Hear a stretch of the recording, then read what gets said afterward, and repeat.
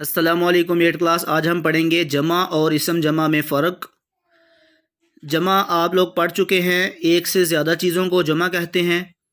اسم جمع، بعض الفاظ دیکھنے میں واحد نظر آتے ہیں لیکن حقیقت میں جمع ہوتے ہیں، ایسے الفاظ اسم جمع کہلاتے ہیں۔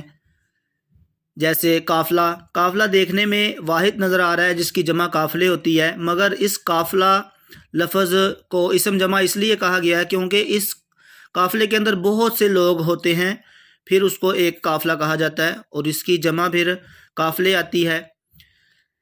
اس لفظ قافلہ جو ہے اس کو اسم جمع اسی لیے کہا گیا کہ اس میں بہت سے افراد شامل ہوتے ہیں۔ لشکر کے اندر بھی بہت سے افراد شامل ہوتے ہیں، اس لیے اس کو اسم جمع کہیں گے۔ فوج اسم جمع کہیں گے اس کو۔ جماعت کے اندر بھی بہت سے طالب علم شامل ہوتے ہیں، اس کو اسم جمع کہیں گے۔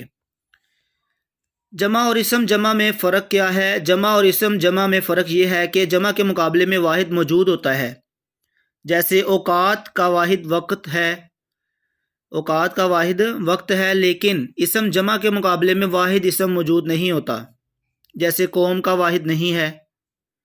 ہاں، واحد کی طرح اسم جمع کو جمع بنا لیا جا سکتا ہے، جیسے قوم سے اقوام، قافلہ سے قافلے۔ جمع الجمع کسے کہتے ہیں؟ جب جمع کی جمع بنا لی جائے تو اسے جمع الجمع کہتے ہیں، یعنی ایسے الفاظ جن کی جمع بنا کر پھر جمع بنا لی جائے، ایسی جمع کو جمع الجمع کہتے ہیں۔ جیسے کچھ مثالیں بیان کی گئی ہیں۔ اہل سے اہالی جمع ہے، اہالیان جمع الجمع ہے۔ امر سے جمع ہے امور اور اس کی جمع الجمع امورات۔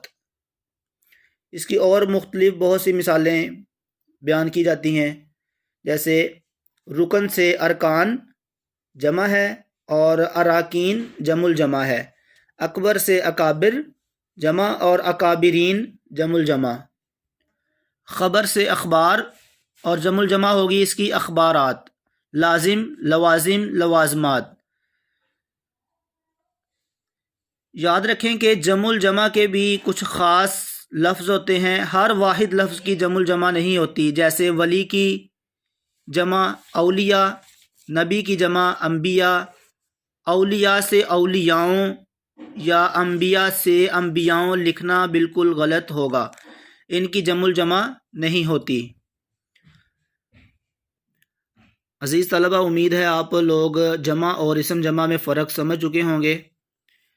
اس فرق کو یاد کریں اور مثالیں بھی یاد کریں، اسی طرح آگے جمع الجمع کی تعریف اور مثالیں بھی یاد کریں۔ السلام علیکم۔